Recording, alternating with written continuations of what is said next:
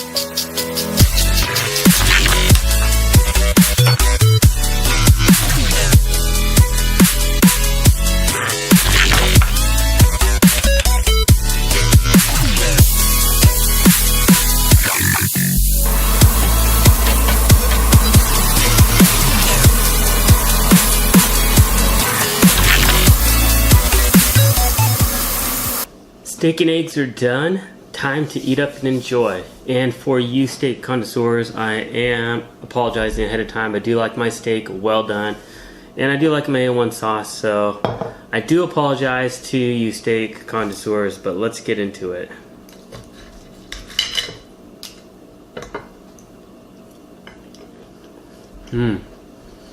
That's good. Alright, so I'm up in my office, and I was debating if I should do a live play video with a screencast or if I should do some hand history reviews. And I decided on doing some hand history reviews, so that's what we're going to do next in this video.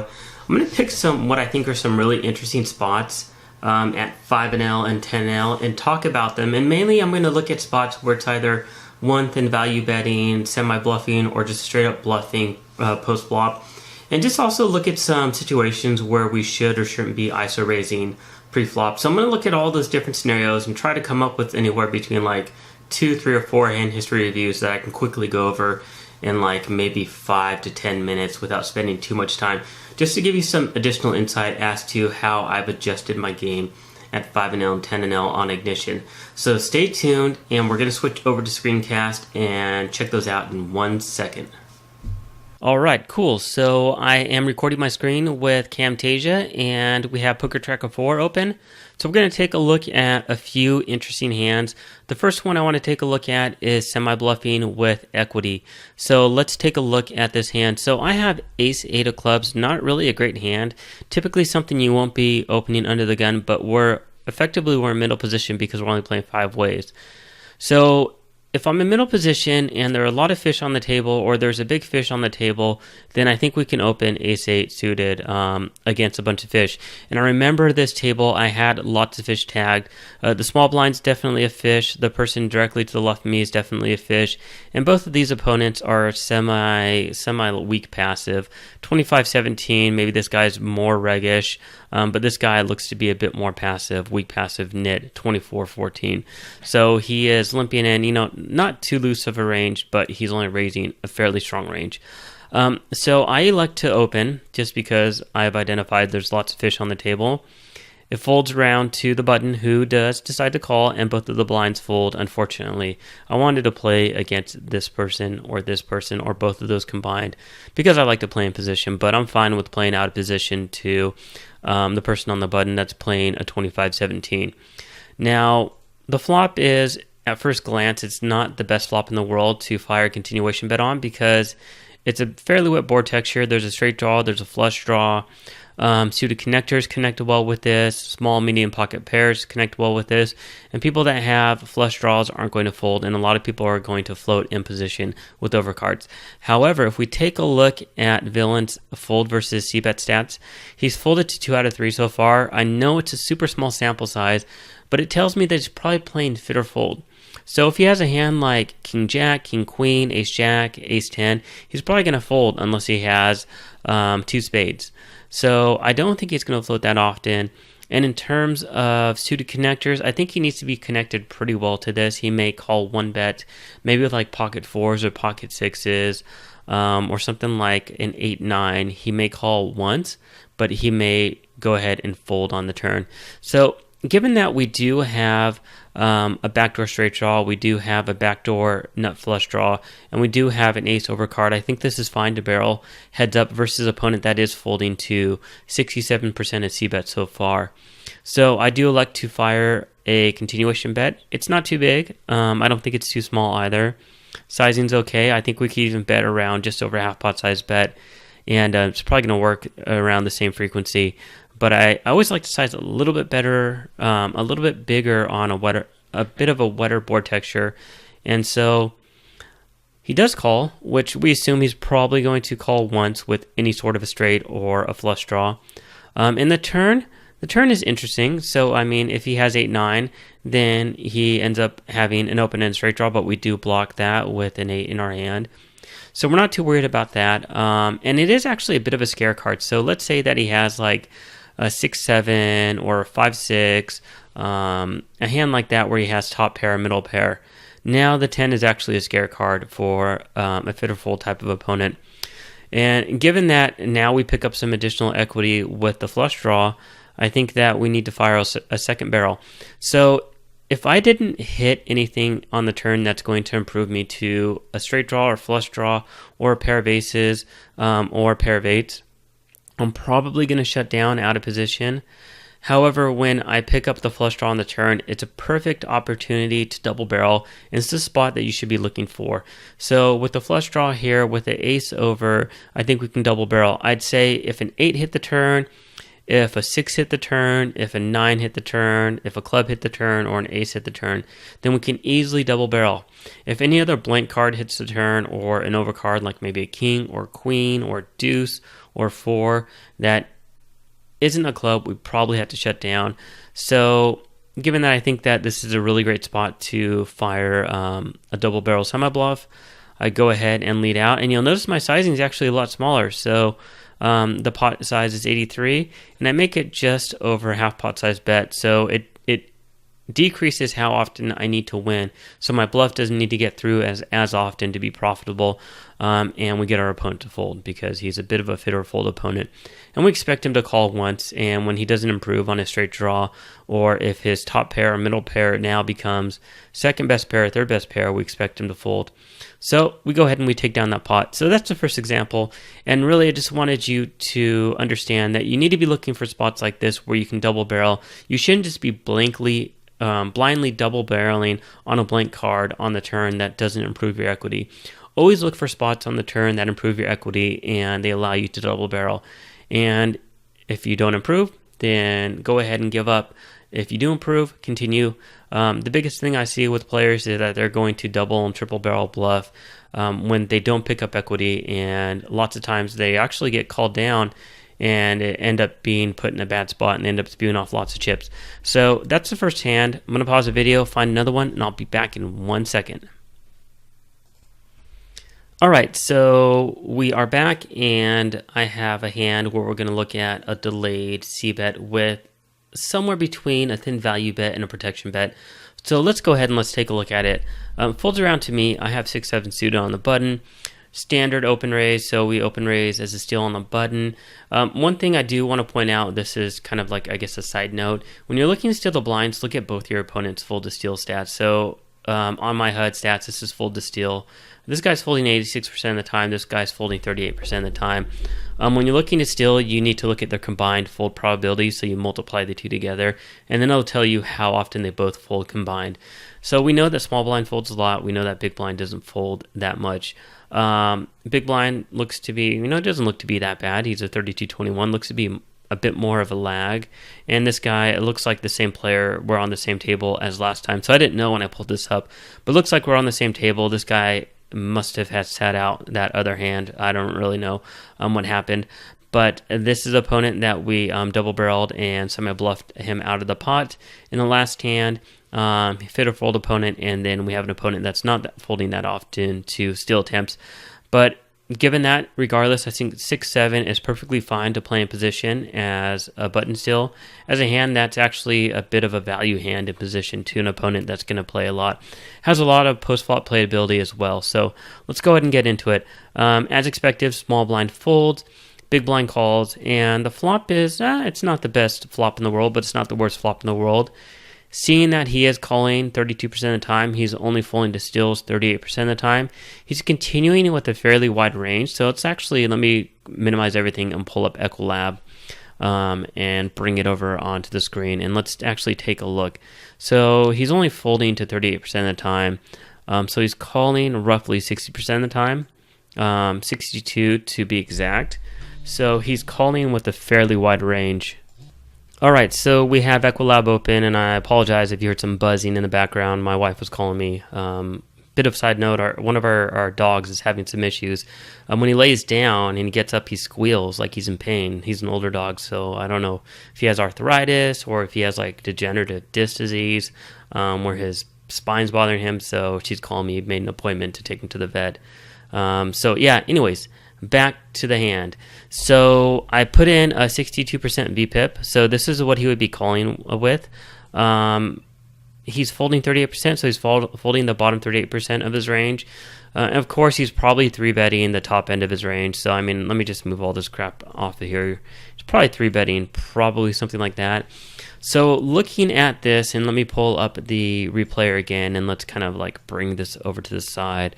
So in terms of literally how wide his range is, you might look at this and say, oh man, this is, it's not that good of a board texture, but it's actually not that bad because he just has tons of air that completely misses this when he's calling with such a wide range. Yeah, he does have pair of fives, pair of sevens. He does have some straight draws. He has some flush draws. He has pairs of queens. But then he just has a bunch of crap that missed it, like ace highs, king highs, jack highs, and so forth, and other pocket pairs. So I'm not going to do a full-on equity analysis and put in my hand and put in the board texture, but I just wanted to highlight that. So given that, I think we have a couple of options. We could, if he checks, we can fire a c-bet. He's folding to, I have a super small sample size. He's folding 50% of the time, or we could check and reevaluate on the turn. And I think either is fine. When we bet here on the flop, we don't expect to be ahead all the time. So it's somewhere between a thin value bet and a protection bet, trying to protect our hand and getting to fold out like an ace high, a king high, a jack high, anything that's actually going to beat us on the turn. So I decided to check back, which I think is perfectly fine, but you can definitely make an argument for c-betting here. And it pairs the board on the turn, which is actually really good. Our opponent checks again. At this point in time, I actually think this is a pretty clear value bet. So I value bet 21 cents into 32 cents, around 2/3 spot, and our opponent folds. So yeah, I just wanted to analyze this spot and really make you understand our opponent's calling range when he is only folding to 38% of the steals. I mean, he's actually calling and 3-betting with an insanely wide range of hands he's calling with, and of course he's 3-betting stronger hands. But just understand that on this flop board texture, he's going to have lots of hands that completely miss out on it, even though he is going to have a lot of weaker fives, weaker sevens, weaker queens, straight draws, flush draws as well. But lots of times he's just completely missed that board as well. So in a spot like this, I could have fired a really thin value bet or protection bet on the flop, or I could wait for the turn to reevaluate, and the turn was just a perfect spot to see that we were ahead, and I think it's pretty mandatory value bet on the turn. So that's hand number 2. I'm going to pause the video, and we'll be back for hand number 3. Alright, so we are back with hand number 3, and I think this is going to be the last hand because I don't want this video to be too long. So in this hand, we're going to look at a limp pot. So again, we're on the same table. I'm just randomly, picking out hands, and they're always on the same table. So it's perfectly fine because we have an idea of how our opponents are playing. So let's take a look. Opponent open limps, and we get a fold from the button, and it comes to us in a small blind. So we have a couple options here. We actually have 3. We could either 1, fold, 2, we could complete, and overlimp, or 3, we could ISO raise. So let's look at the pros and cons of each. Folding. Do I like folding here when there's a fish in the big blind and a fish in the cutoff that limped? No, I don't. I don't expect either of them to be that strong, and I remember I had them both tagged as a fish, and you look at they're both a bit of loose, weak, passive type of opponents that aren't raising that much. So I don't like folding. Do I like ISO raising? I think ISO raising is actually pretty close because weak passive fish like this do like to limp a lot of weak aces, and typically when we ISO raise, especially when we're out of position and we lose our positional advantage, we want to have card equity advantage against them. Now, we don't have any sort of card equity advantage if we raise with ace-4 suited, and our opponent is calling, he's limp calling with hands like ace-deuce through ace-10 suited. So that negates that. So I don't like ISO raising out of position. I think it's actually a bit too weak. I think it's where a lot of people get ISO raising wrong, especially out of position. In position, it's a little different because we have positional advantage and we can dictate the flow of the hand a bit more and play a bit more aggressively. But out of position, it's a little different. So why I don't like folding, I don't like ISO raising, I think that completing is probably the best option. Number one, it allows the player that's a fish in the big blind to come along as well. Our hand is an implied odds hand that likes to play multi-ways. We can flop flush draws, straight draws, we can flop top pair, we can flop two pair, and we can flop the nut flush and as well as the wheel. So let's go ahead and get into it. I do decide to complete. We get a check from the big blind as expected, being a bit of a somewhat loose, weak passive opponent. And we go to the flop, and it's a pretty decent flop. So again, looking at both of our opponents, this opponent is, it's only a stat of 1, but he is folding 100% of c-bets. Looks to be probably fairly straightforward. This guy looks to be a bit of a calling station.